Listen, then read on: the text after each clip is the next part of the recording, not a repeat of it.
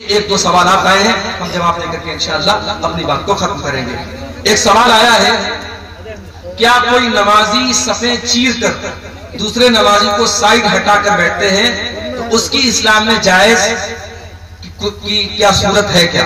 دیکھیے یہ بڑا اہم مسئلہ پوچھا ہے، جس نے بھی پوچھا ہے۔ مان لیجیے کہ آپ مسجد میں گئے اور آگے کی صف میں جگہ نہیں ہے اور پیچھے آپ اکیلے ہیں۔ اب اکیلے صف کے پیچھے اکیلے نماز پڑھنے سے اللہ کے نبی نے منع کیا ہے، تو اب آپ کیا کریں گے؟ تو کچھ لوگ کہتے ہیں کہ آگے کی صف میں سے کسی کو کھینچ لیں گے ہم، تو یہ جو کھینچنے والی روایت ہے وہ صحیح نہیں ہے، صحیح ہے تو کھینچنا تو صحیح نہیں۔ اب کیا کریں گے؟ ویٹ کریں گے۔ کتنا ویٹ کریں گے؟ اگر زیادہ ویٹ کریں گے تو نماز چلی جائے گی، رکعت چلی جائے گی۔ تو اگر رکعت جا رہی ہے یا نماز جا رہی ہے تو آپ اکیلے بھی سب کے پیچھے کھڑے ہو سکتے ہیں۔ اگر سائیڈ میں کوئی جگہ نہیں تو آپ اکیلے کھڑے ہو سکتے ہیں۔ اب آپ پوچھیں گے مولانا صاحب جب منع کیا گیا حدیث میں تو اکیلے کیوں کھڑے ہو؟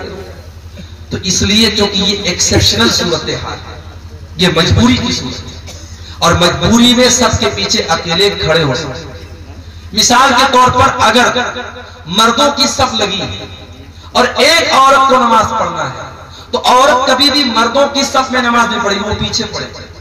تو اگر اکیلی عورت اور آگے مردوں کی صف لگی ہے، یا مان لو میاں بیوی بھی گھر میں نماز پڑھ رہے، شوہر نماز پڑھا رہا ہے تو شوہر آگے کھڑا ہوگا، بیوی پیچھے کھڑی ہوگی۔ تو جب عورت صف کے پیچھے اکیلی کھڑی ہو سکتی ہے کیونکہ وہاں ایکسیپشنل کیس ہے، تو مردوں میں بھی اگر مجبوری ہے، نماز جا رہی ہے، اگر کوئی آ رہا ہے کوئی وضو کر رہا ہے تو ویٹ کر لو، آ کر اس کے ساتھ شامل ہو جاؤ۔ اگر نماز جانے کا ڈر ہے تو آپ اکیلے بھی سب کے پیچھے کھڑے ہو سکتے ہیں۔ اس مسئلے میں یہی صحیح صورتحال ہے انشاءاللہ۔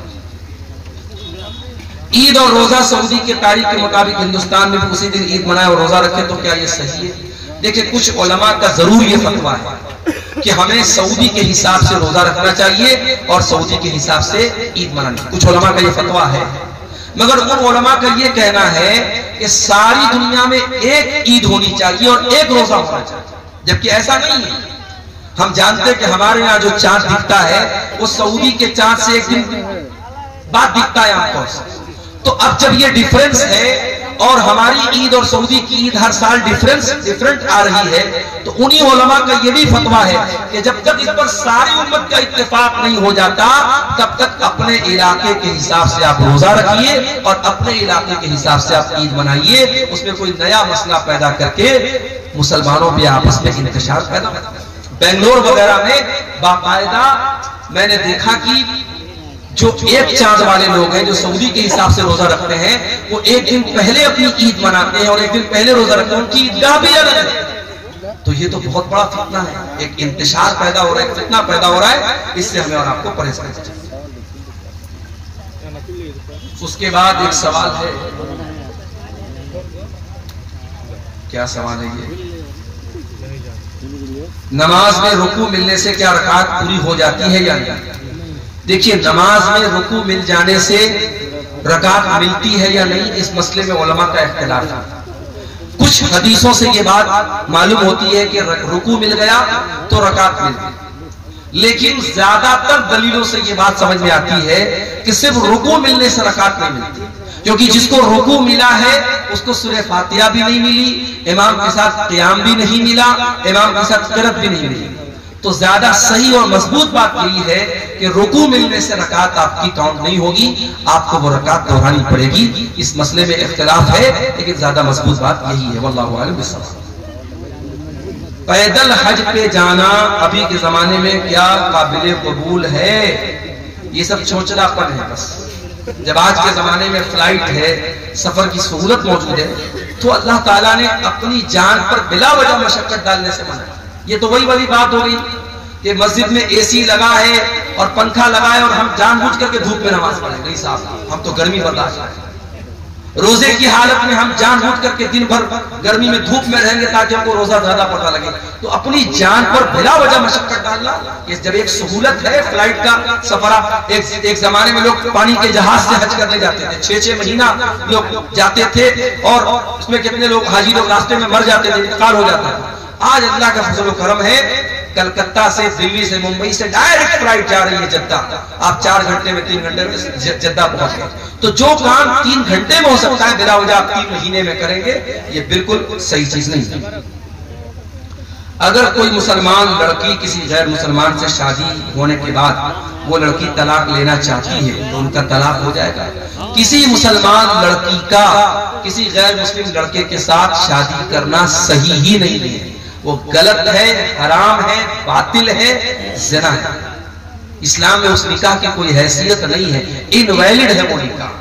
اب اگر وہ لڑکی طلاق لینا چاہتی ہے تو اب ظاہر غیر مسلم سے شادی کیا ہے تو اسی کے مذہب کے حساب سے کیا ہوگا. تو اب انڈین قانون کے اعتبار سے عدالت وغیرہ سے وہ طلاق لے لے، لیکن اسلامی اعتبار سے اس کو طلاق لینے کی کوئی ضرورت نہیں ہے. اگر اسے اپنے گناہ پر پچھتاوا ہے اللہ سے سچی توبہ کرے اور پھر کسی مسلمان سے صحیح طریقے سے نکاح کرے. اس نکاح کو اسلام نے نکاح مانا ہی نہیں ہے، اس پہ طلاق لینے کی کوئی ضرورت نہیں ہے.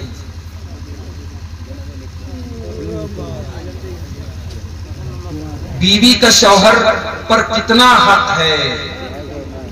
بیوی کا شوہر پر بہت حق ہے. اب اس کو کتنا پرسنٹیج میں تو نہیں بتا سکتے، لیکن ہاں اسلام میں بیوی کا شوہر پر بھی حق ہے اور شوہر کا بیوی پر بھی حق ہے. شوہر کا حق کیا ہے بیوی کے اوپر؟ بیوی اس کی بات مانے، اس کی خدمت کرے، اس کو خوش رکھے، اس کی ضرورتوں کو پورا کرے. اور شوہر کے اوپر کیا حق ہے بیوی کا؟ شوہر بیوی کی تمام ضرورتوں کو پورا کرے، اس کو اچھا کھلائے، اچھا پہنائے، اس کے اوپر ظلم نہ کرے، اس کے جذبات کا خیال رکھے. تو دونوں کا ایک دوسرے پر حق ہے. اسلام میں ون وے ٹریفک نہیں ہے، اسلام میں ایک طرفہ کوئی بھی حکم نہیں ہے. اگر کوئی بچہ پیدا ہوتا ہے سنیچر کی شام 7 بجے تو کیا عقیقہ کے لیے سنیچر کو شمار کریں گے یا اتوار سے اس کا شمار کریں گے؟ دیکھیے مغرب کے بعد دن ختم ہو گئے. اب مان لیجئے کہ شام کو 7 بجے بچہ پیدا ہوتا ہے سنیچر کو اور مغرب کی اذان اگر اس علاقے میں 6 بجے ہو رہی ہے تو پھر وہ سنیچر کا دن پہلا دن نہیں مانا جائے گا، اتوار کا دن پہلا دن مانا جائے گا. اور اتوار، سوموار، منگل، بدھ، جمعرات، جمعہ، سنیچر کو اس کا عقیقہ کرے. وہ بچہ اتوار کا پیدا مانا جائے گا اور سنیچر والے دن اس کا عقیقہ کرے گا. کوئی دعا کی درخواست جمعہ کی نماز کے بعد کرے تو کیا ہاتھ اٹھا کے دعا کر سکتے ہیں؟ دیکھیے اگر کوئی دعا کی درخواست کرے تو خطیب اعلان کر دے مائک میں کہ بھائی فلاں بیمار ہے یا فلاں کو کوئی مسئلہ ہے، آپ لوگ اس کے لیے دعا کریں. لیکن باقاعدہ امام صاحب ہاتھ اٹھا کے دعا کرے بھائی فلاں بہت بیمار ہے، اللہ تعالیٰ اس کو شفا دے اور سارے لوگ اس پر آمین بولے، تو یہ صورت تو ٹھیک نہیں ہے. ہاں امام اپیل کر دے، اب مقتدی لوگ اپنے اپنے حساب سے جب دعا کریں تو اس انسان کے لیے بھی اپنی دعا میں شامل کر لیں اس کو، تو یہ صورتحال جائز ہے. واللہ اعلم. ٹھیک ہے، 7:30 ہو گئے. اللہ تعالی ہم سب کو